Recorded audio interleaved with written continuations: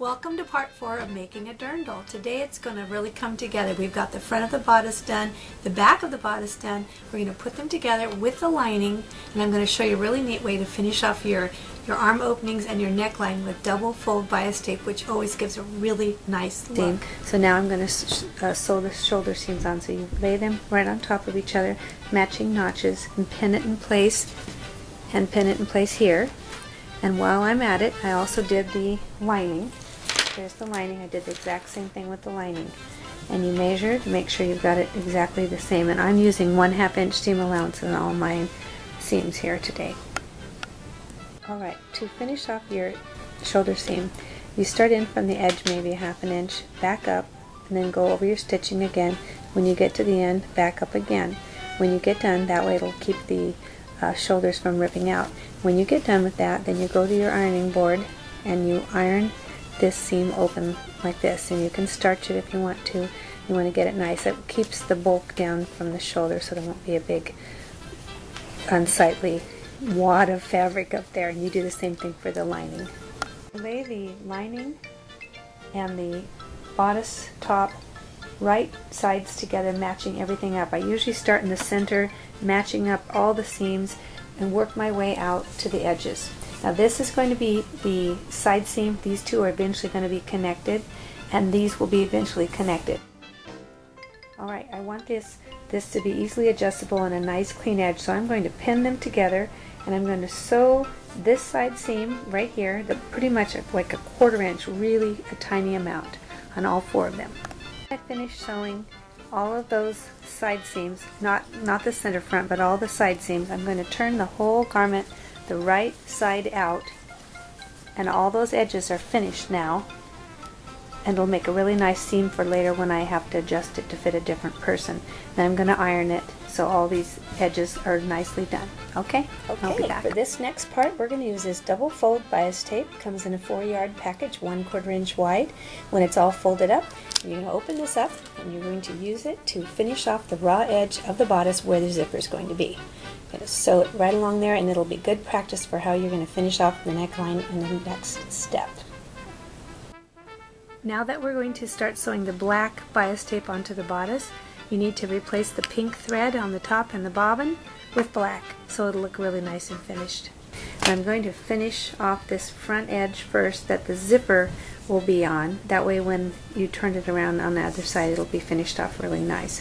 I pinned the double fold bias tape on the lining side of the dirndl. So if you turn it over, this is what it looks like.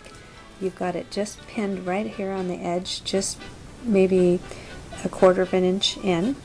And so you're going to start sewing on the lining side, and you'll have the little edge of the double fold bias tape right up along the edge. You'll sew that, and then a little trick, as soon as you get done, you'll flip this binding over, and it'll be really nicely finished. Now that I've sewn the double fold bias tape on the lining side, without bending or folding the right side of the garment, you leave it flat. You fold the bias tape around it, and it all lays down flat and covers the entire edge. Okay, so the important thing is don't fold this in like that. Leave it flat and wrap the bias tape around it. Now the bias tape, as it comes around, will cover the stitching that you did earlier. And then I've got black thread. I'm going to start down here and sew right along the edge of this, and the back side has already been sewn on. So your top stitching, being black, will stay right there on the black on the top and on the bottom, and nothing will look bad, and your stitching will be hidden anyway by the zipper. Okay, I'm finishing this up. You can see the stitching from the back. I'm just wrapping that bias tape around. It's a nice clean edge. And I'll just sew it, just kind of wrapping it as I go. There we go. Okay, done with that. Now both of the front edges are done with nice, finished off with nice double fold bias tape. Now I'm ready to do the edge of the bodice. Now in just a minute I'm going to lay the double fold bias tape and pin it on around the lining side of the bodice, starting here in this corner. But I see that there's a little pink showing from the front, so I'm going to come through with the scissors and kind of trim this up so that the front and the back are exactly the same width. There's no extra pieces of anything, and if there's any bulky edges of the rickrack or anything sticking out, I'm going to trim that back right now. Okay, this is the lining side of the bodice, and I'm pinning the double fold bias tape onto the lining side, and I'm going to have a tail about a ½ inch long. I'm going to open up the bias tape and wrap it around to the front side and pin it kind of tight, wrap it in nice and tight, and when you start stitching, you're going to stitch through both layers then at the same time, which will pin it down. It'll give you a nice crisp edge as we get started. Okay, you're going to do it on this end, and you're going to do it on the last end too. Alright, I'm working from the lining side of the bodice. I start right here, which would be the front right, and I pin the double fold bias tape all the way around the edge in one continuous piece all the way to this other beginning edge here. And as I got started, I flipped it around, wrapped it around the edge, if you want to use that word, and I'm going to start stitching there, and I did the same thing at the end. When I got here, I took the double fold bias tape and wrapped it around the edge, and I pinned it so that it'll stay put on the back side. And then when I stitch it, it will help finish off that front edge really nicely. I'm going to stitch it up right now. Now watch out as you stitch, because as you go around these tight corners, like around the very front rounded neckline, it's pretty tight.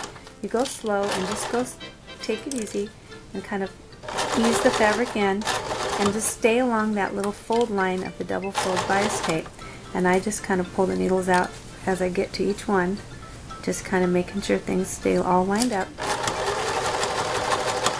And then I pause at the next needle, and you just have to take your time. Don't try to rush this, because nothing worse that'll slow you down than if you have to rip out a whole bunch of stitching that you did in the wrong spot. And make sure that you catch the pink or the front, whatever your color is, as you're doing it. Every once in a while you might want to double check. When you get to the back, this pattern in particular, it's kind of a sharp corner back here in the middle of the neck, and so I'll have to go real slow, but it's worth it. This will give you a really nice edge that will just lay really flat. I just kind of fold it, pins out as I go. And again, when I get back here, this is where you really need to go slow, and don't try to rush it. You might have to kind of turn the fabric a little bit to get it to flatten out. See how I'm going really slow. Now if you were finishing off this edge with piping, you'd have even more troubles, because you'd have to go really slow. And with piping, if you go a little to the right or a little to the left, your piping will look too thick or look too thin. So this is really a pretty easy way to do it, and I think piping is a really nice way too, but takes a little more skill and maybe a special foot on your zipper, on your sewing machine.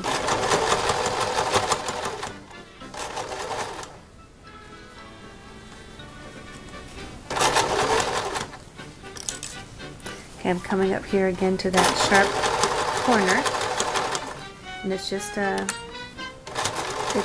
it's really easy if you follow the line that's created by the fold in the double fold bias tape.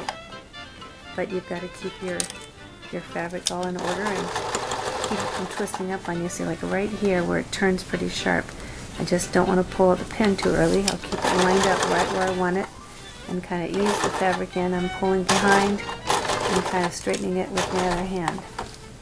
Just making sure there's no folds in the bias tape. Wrinkles, I should say. Okay, looks like I made it. Now as you get around to the end here, you've got this little tail around the back. You've got to be careful that you don't get it all wrinkled up when you get there. You have to kind of make sure it stays where it's supposed to be underneath. Now I'm going to go back up over my stitching and then tie off or cut off my threads. And this next part's really easy. We're going to just take this and we're going to flip this double fold bias tape up and wrap it around the edge, and it'll lay down really flat. And sometimes you have to come through and trim if there's a little bit too much thickness. So I'm going to go around and check anywhere that there's a little thickness, and if it doesn't wrap around real nice, I'll just trim a little bit of that edge. What I do is I take it and I unfold all the bias tape, straighten it up like this, and then I fold down the top seam and then fold down the bottom seam and wrap the whole thing around, and then later on you can hand stitch this very last little mess that might be at the end here. It's just the way it has to be. So then you pin it down in place, come through at the end and hand stitch that final little piece there, and it'll look pretty good. And then you'll lay down, just wrap this around. As you go around, you'll see the raw edge there. Take this double fold bias tape, kind of stretch it around, and just make sure that you don't fold the front bodice down. You only fold the bias tape around it, and it lays down really flat. A little bit of it off. And if you have some wild strings that are there, now's the time to get rid of them. I see one right here. This is from, I don't know what, the shoulder seam, so you can just trim those off, or you can tuck them in. Either way, just wrap this around and it gives you a really nice smooth finished edge. And continue all the way to the other side.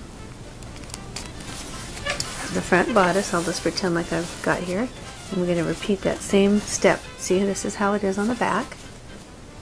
And then I'm going to take and I'm going to pull this bias tape up as high as it goes, kind of unfold it at the end, and make it all lay down really nice.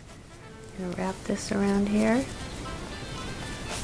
top stitch this. Now our ruffle that we have is going to cover a lot of this, but sometimes you'll maybe not have a ruffle on the front. You'll just finish the edge off with the double fold bias tape, and that's a nice finish for a dress.